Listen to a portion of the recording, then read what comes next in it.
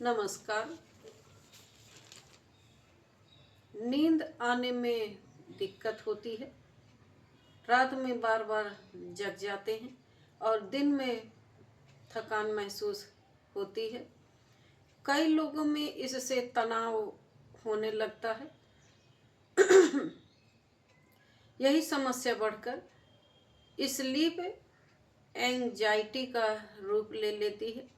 जैसे हमें स्वस्थ रहने के लिए भोजन की आवश्यकता होती है, अच्छे भोजन की आवश्यकता होती है, अच्छे व्यायाम की आवश्यकता होती है, वैसे ही स्वस्थ रहने के लिए हमें अच्छी नींद की ज़रूरत होती है।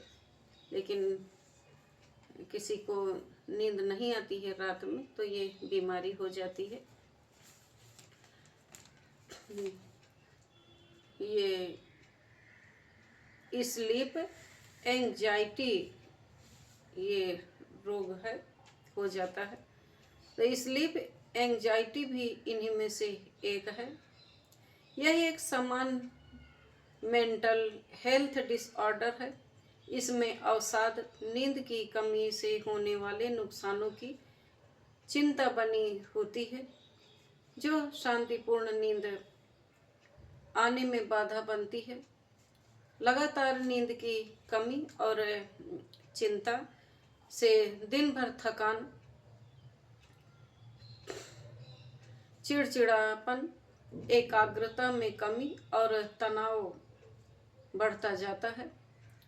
समय के साथ अवसाद जैसी अन्य मानसिक समस्याओं का जोखिम बढ़ जाता है। इसकी वजह विभिन्न स्वास्थ्य समस्याएं जैसे कमजोर प्रतिरक्षा प्रणाली, हार्ट, हाई ब्लड प्रेशर, दिल की बीमारी, डायबिटीज और मोटापा भी हो सकता है। ये नींद न आने के कारण ही ये बीमारियां होती हैं। तो लेकिन इन लक्षणों को पहचाने कैसे कि ये बीमारी है हमें। स्लीप एंजाइटी के लक्षणों में नींद आने में कठिनाई, रात में बार बार जागना, बहुत जल्दी जग जाना और दिन में अत्यधिक थकान या नींद आना शामिल है। इसके अन्य लक्षणों में दिल की तेज धड़कन, पसीना आना और सांस लेने में तकलीफ है।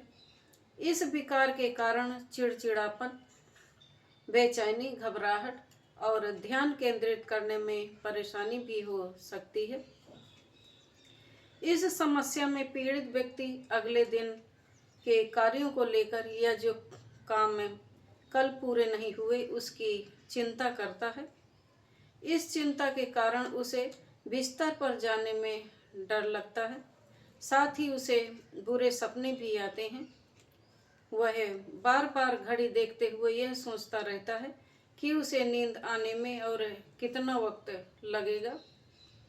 ये लक्षण है। ये कारण क्या है, किस कारण से ये बीमारी होती है? स्लीप एंजाइटी के कई कारण हैं, जिनमें तनाव, मानसिक स्वास्थ्य संबंधी समस्याएं जैसे अवसाद, आघात या पैनिक डिसऑर्डर और अनिद्रा जैसी अन्य समस्याएं शामिल हैं। इसके अलावा कैफीन या निकोटीन का सेवन, सोने से पहले गरिष्ठ भोजन करना और बिस्तर पर जाने से पहले बहुत ज़्यादा स्क्रीन टाइम भी इसके कारणों में से है। इसके साथ ही काम, व्यक्तिगत संबंधों या अन्य जीवन परिस्थिति में होने वाले तनाव का उच्च स्तर नींद को काफ़ी हद तक बाधित कर देता है।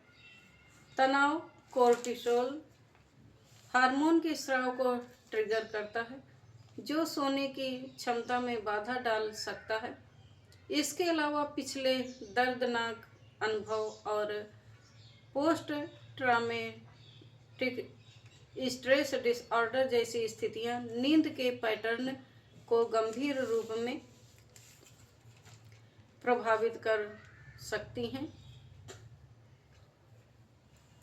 इससे कैसे बचा जा सके, तो हमारा बेडरूम सुकून भरा होना चाहिए, जहाँ ऐसा बेडरूम हो जहाँ सुकून का एहसास हो। तो बेडरूम अंधकारमय होना चाहिए, क्योंकि कम रोशनी और अंधेरे में शरीर पूरी तरह से शांत हो जाता है और नींद लेने में मदद मिलती है। शाम और दिन के समय बेडरूम में समय बिताने से बचें, यानी कि शाम और दिन के समय न सोएं। यदि दिन में सो लेंगे तो नींद रात में फिर नींद आने में दिक्कत होती है। इसलिए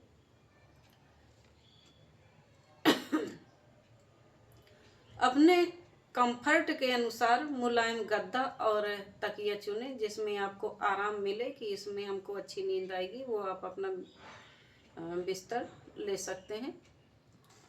इसके अलावा जितना हो सके अपने बेडरूम से इलेक्ट्रॉनिक डिवाइस को दूर रखें और सोने से 1 घंटे पहले से ही फ़ोन का इस्तेमाल करना बंद कर दें।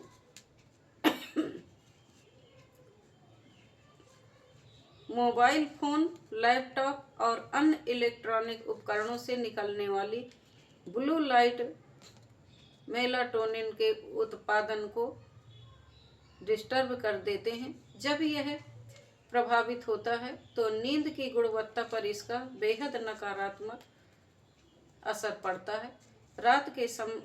शाम के समय गरिष्ठ भोजन और अल्कोहल के सेवन से बचना चाहिए।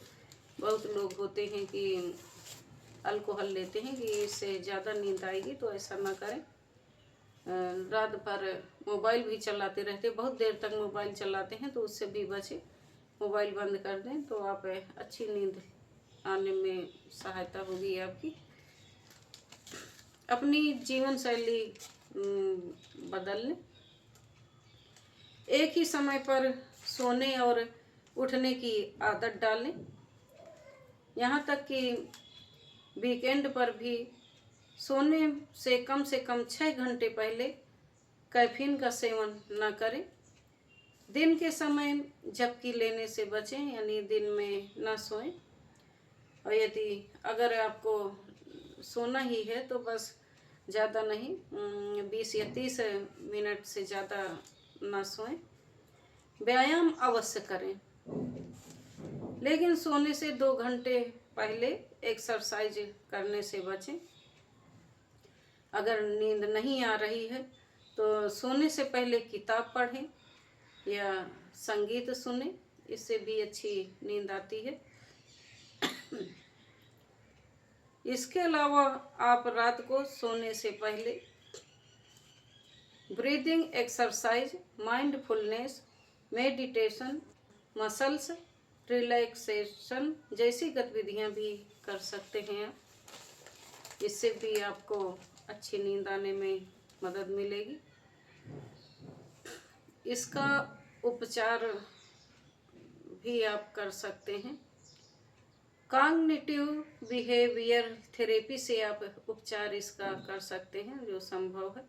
रात के समय बार बार सोचने या नकारात्मक विचारों पर फोकस करने से कोर्टिसोल हार्मोन का स्तर असंतुलित होने लगता है, जिससे एंजाइटी बढ़ जाती है।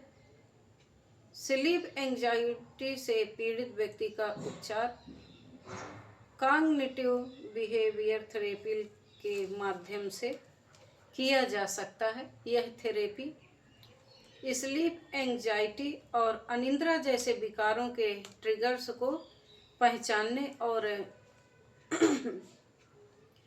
उनसे निपटने में मदद करती है। कारणों को समझकर और उनसे दूरी बनाकर व्यक्ति इस मानसिक स्थिति पर नियंत्रण पा सकता है।